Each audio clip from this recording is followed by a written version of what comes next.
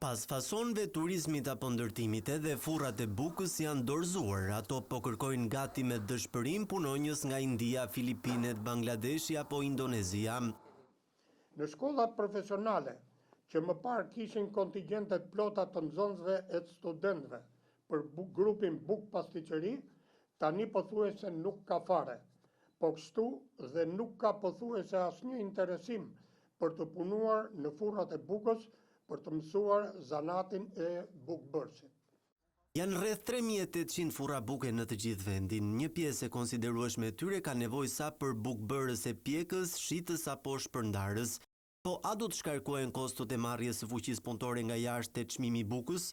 Nuk e mendoj që ardhja e punonjësve të huaj do të ndikojë në rritjen e çmimit të bukës.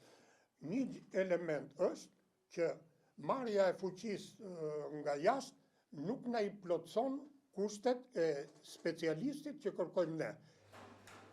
Me pamundësinë për të gjetur gjithë personelin e nevojshëm nga jashtë, furrat e bukës kërkojnë nga qeveria që të shpallë bukpjekësit si zanat në zhdukje.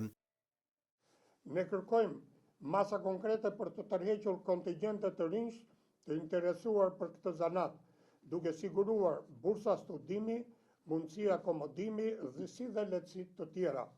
Kërkojmë të subvencionohet kategoria e specialitetit bukbërës, furgji, me pagesa specifike për të lehtësuar pagat e larta që kërkohet në kushtet e mungesës fuqisë punëtore. Kryesisht për sektorin fason dhe atë të turizmit janë rreth 40.000 të huaj që pritet të vinë në Shqipëri në muajt në vijim. Pas Filipineve dhe Bangladeshit, Shqipëria ka nisur negociatat me Indonezin për të marrë punonjës prej andej.